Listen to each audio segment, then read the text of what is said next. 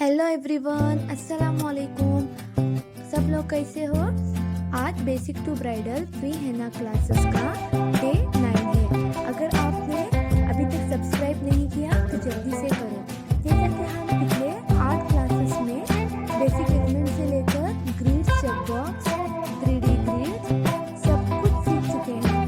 अगर आपने अभी तक वीडियो नहीं देखा तो जल्दी से देख लो, बहुत ही यूजफुल रहेगा।